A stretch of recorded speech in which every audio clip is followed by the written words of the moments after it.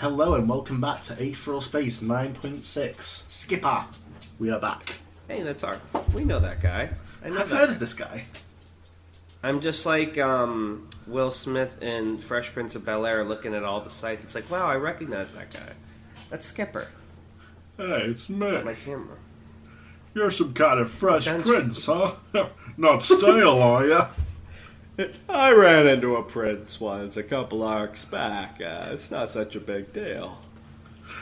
Alright. Just don't tell my wife I'm out here, because she doesn't exist. Such a mean thing to say. Alright, let's get reading. A person's duty is to their nation. A nation's duty is to the advancement of said nation, and the glory thereupon. To attain glory is to fulfill duties and responsibilities. Being given responsibility is the proof of being human. Someone who disregards their duty is not human. Someone who is not human will never achieve glory. To achieve glory is to be supreme. Pledge of the Supreme Guard. Dragon opened eyes that did not exist. If he didn't know that this was a virtual world, he truly wouldn't have been able to tell. As he waved his face in front of his hand, he couldn't detect any trace of input lag or unruly motion blur. When he breathed, he could feel the air filling his lungs. Did that mean he was breathing in the real world too, or was this just a simulacrum of the process? You look like you're enjoying yourself. Is his voice still the same in the world, or does he have like a person voice now? It's the same. Okay. You look like you're enjoying yourself, Hamashtiel chuckled. Dragon turned to look back at him. They were in some kind of foggy swamp, trees forming indistinct monoliths in the mist, and Hamashtiel was perched on a jagged stone protruding from the bog. For some reason, he'd taken on the form of a black dog, white eyes glowing dimly, floppy ears hanging over the sides of his head. Where is this? Dragon asked. This should be a place in the real world too, right? Hamashtiel shook his head as well as a dog could. I'm not the person who can answer that question. As you say, this instance of the garden is sourced from human memory, the memory of your associate, specifically. He turned his head. What say you then, Skipper? Where is this? Skipper himself was leaning against a tree, his arms folded, a grim expression on his face. It was hard to tell in these environs, but it seemed to Dragon that his face was deathly pale. He shrugged. Don't remember. The fact that we are here actively suggests that you do remember, though. Skipper's frown didn't so much as twitch. Guess we'll see for ourselves, then. His eyes flicked off into the empty fog. Here he comes. Dragon turned to look into the swirling fog. A silhouette around his own size was trudging through the muck in their direction, arms slowly pumping as it did its best to force its way through the bog. The sound of heavy, frantic breathing invaded the space. He furrowed his brow. That's... His statement was finished by circumstance, as the silhouette coalesced into the form of a young man with shoulder-length black hair, clad in some kind of advanced black bodysuit. His face was stained with dried blood. His eyes were frantically open. But even through the veil of years, it was easy to recognize the underlying features. This was Skipper, only a few years older than Dragon. When I think back to the idea of the past, Skipper muttered, this is the first place that comes to mind. The young Skipper paused for breath, hanging onto the branches of a nearby tree to stop his trembling knees from sending him down to the ground. With shaking hands, he tried to scratch the blood off his face, but to no avail. If anything, he only managed to inflict further cuts and scratches. He opened his mouth and spoke to himself in a quiet voice. To attain glory is fulfill duties and responsibilities. Responsibility is the proof of being human. Someone who... Hamashtiel cocked his head in the manner of a dog. The pledge of the Supreme Guard? The Supreme Guard? Dragon asked, looking between the two skippers. The name rang familiar, but he'd never been too interested in the minutiae of supremacy history. The precursor to the contenders, Hamashtiel explained. They guarded the Supreme before the current one. They were replaced a short time into the present reign. If I'm not mistaken, though, Skipper, they would have been far before your time. Why were you reciting their pledge here? Skipper cast him a glare. Spoilers. Shut up and watch. It was undeniable that Skipper was agitated. He was shifting against the surface of the digital tree, the scowl on his face twitching every few seconds. His glare focused more on his younger self than anyone else here. As he crossed his arms, he was squeezing them with such intensity that his organic fingers had turned white. The soft sound of rainfall echoed through the muddy bog, passing right through the observers, but drenching the young skipper's hair. With a grunt of effort, the memory pushed himself away from the tree and resumed his trek through the marsh. Another place, another time, shifted in an instant. Before Dragon could even realize he was moving, he'd found himself in a warmly lit training room, wooden weapons set in racks along the wall. One wall was open to a garden, where rows upon rows of plants were meticulously laid out in rectangular pots. Children in training uniforms, aged maybe 10 or 11, sat cross-legged upon the wooden floor, watching in mild interest at the scene before them. Click, clack, training weapons struck against each other relentlessly. At first, Dragon thought he was witnessing some glitch in the program. The blur in front of him was incomprehensible, after all. But a moment later, he realized it was simply the result of godlike movement. Two figures, one tiny and one huge, dancing around each other with wooden swords in hand. Each strike sent out air pressure sufficient to blow back the hair of the spectators, including Dragon, who was forced to put a hand to his forehead to get a steady view. The larger figure was colossal, nearly 7 feet tall, and the training weapon he was swinging was nearly just as big. Even if it was wooden, the speed and strength he was using would have been sufficient to kill. It was hard to tell from the speed exactly how old the massive man was, but the blur of white hair that moved with him suggested he was at least in advanced years. The smaller figure, on the other hand, was probably a child, judging by the size, and from the shock of black hair on his head, Dragon had a good idea who it probably was. Even with the size difference, the child was doing well, all things considered. For a moment, Dragon saw the small figure run along the surface of his enemy's sword to reach his neck, only for a lightning-fast strike to send him sprawling down to the ground. The youthful face of the child skipper looked up from the floor, wincing in discomfort, only to stiffen when the point of the wooden greatsword was pressed against his throat. "Sloppy, Zachariah," rumbled the older man, looking down at the boy. "You already know my speed is superior. You shouldn't rely on a swift attack on your end." Dragon turned to look at the present skipper, who was lingering on the boundary between the training room and the garden. His eyes were narrowed, his face downcast, like he'd just been punched in the stomach. "Zachariah?" Dragon asked, stepping forward. "What, is that your real name?" "Skipper's my name!" Skipper snapped back with surprising ferocity. Oh, Dragon muttered. "Sorry." "It's what I call myself in my head." Surprised by the aggression, Dragon quickly nodded. I'm sorry, I didn't mean to be rude." Back on the floor, the young skipper was picking himself up off the floor. He rubbed the back of his head where he'd fallen onto the hard floor as he looked up at the teacher. His wooden sword clattered as he let go of it. "We've been doing this..." Wait, was this the kid? "We've been doing this for 3 hours now, Pa," he muttered. I was getting tired." "Bored, more like." Oh, sorry. "Bored My more God, that like," child. called out one of the other watching children. "Fucking, I'm doing my best.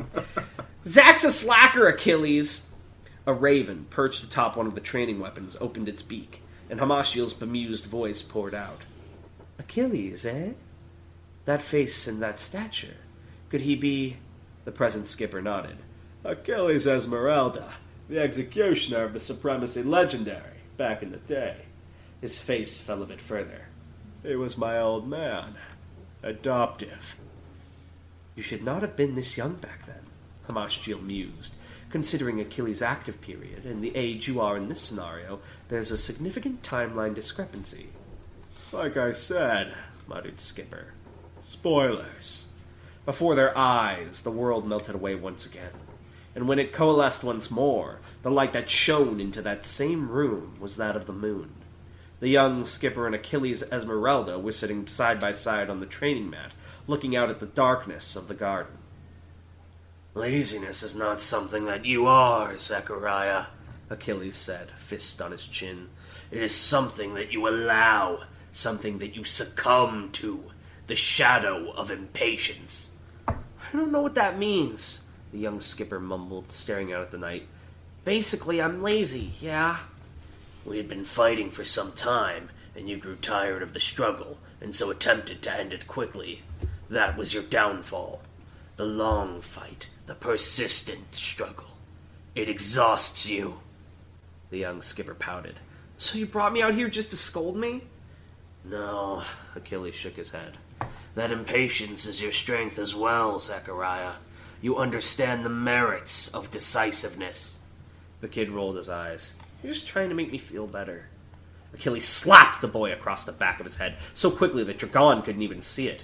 The young skipper slouched forwards, rubbing the back of his skull as Achilles crossed his arms brusquely. False modesty is disgusting, he said harshly. Don't let me see it again. Dragon clicked his tongue. Legend or not, the guy seems like an asshole. Skipper shrugged. Hey, he's not so bad. Not so good either. Who is? Dragon shrugged, turning back to the memorial diorama before him. Achilles had now put a reassuring hand on the boy's shoulder. Well, more like on his back, given the size difference between the two of them. You alone must never underestimate yourself, he said softly. The world can think you tiny by all means, but you must never think that of yourself. Yes, the kid sullenly shrugged. You act as though you don't understand. But you do. Achilles smirked wryly. That's good. You're already putting it into practice. That's why I'm going to recommend you. The little skipper looked up, the faux defiance melting off his face. He cocked his head. Recommend me? For what? I love my other children, Zachariah, Achilles grunted, standing up. But they are not worthy of my respect. You, I love and respect. The Supreme Guard have asked me to recommend a young soldier that can be molded into one of the Supreme's 100 hands. I think he'd perform well there. The young skipper scrambled to his feet, too, slipping on the slick floor once, but quickly regained his balance. He looked up at his adoptive father. Seriously? He said, grinning. You're not joking! Achilles frowned. You know I don't speak without meaning, boy. If this recommendation is something you wish to accept, tell me now. A ship can arrive within the week to take you for standardized training. Do you accept? Dragon was so focused on the scene before him that, at first, he didn't hear it. It was only when he looked from the silent young skipper to the silent older one that he noticed. The older man was silently mouthing words, his pupils dilated, glaring directly at his younger self. Say no, the man was whispering. God damn it, say no! Yes! The boy cried in excitement, grinning from ear to ear. Yes, of course! And then, like a curtain falling, the entire world went black. Dragon heard Skipper sigh in the darkness, and then delivered with all the hoarse dread of foresight. Fair warning. Here's where things get rough. Ooh. So, is this guy the legend? Or they said he served like the legendary Supreme, or the Supreme Legend, or what is that? What? There was a mention. I don't know. I'm not going to go back through all 6 pages to find it. He was called something, or it said he served someone. That was a big deal. He was legendary, is what it said. Oh, okay. I thought there was another guy who had a title like that he served. He was the executioner of the supremacy, basically. Gotcha. Okay. So we're sort of at the prologue of the Skipper backstory here. It seems like next time we're going to get the full meat. Unless, of course, it cuts to Ruth and Sereno, or Musashi, or Dennis. He's back. You really thought you could get rid of me? Dennis? Come on, baby! I was just getting started! I was just spending time on the beach. You know, some people get sunburn. You gotta help them out. You know, this whole Aether thing's alright, but, y'all ever heard of stands? And then he just whips out a stand. Alright, well, what is your lore bit for this chapter? The lore bit. Achilles Esmeralda, the execution of supremacy, had 3 Aether abilities that sort of worked together, basically. There was a Judge, and basically that's like a restraint, it's like a holographic sort of binding that appears on your body, and the stasis grows stronger the more guilt you feel at the moment. There is Jury, which sort of like taps into your mind and tallies up all the crimes you committed according to supremacy law, and then Executioner, which creates countless guillotine blades proportionate to the crimes you've committed as judged by jury. And they slice into you. So what if you're innocent, or what if you're a crazy person who believes they're innocent? Well, you wouldn't be able to. You wouldn't be held in place by judge if you were the latter, but jury would still calculate your crimes. So the guillotine blades would then. You would have a better chance of dodging, but the guillotine blades would still go for you. I see. Very interesting. So if you are All guilty and you feel bad about your many, many crimes, you're fucked, basically.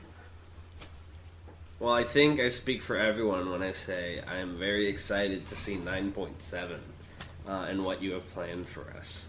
Very curious, because we've been waiting so long for this, that this delivery, I think, is going to be everything. No pressure, wink. No, but for real, that's pretty cool. I'm very intrigued. I would never have guessed Skipper to be a man out of time. The only question now is how out of time.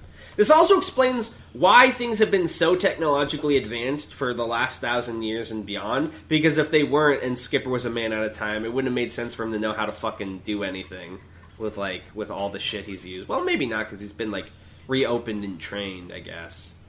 So, first he was with the Supreme, then he was with the UAP, and now he's, just his own rogue guy, kind of. It would seem so.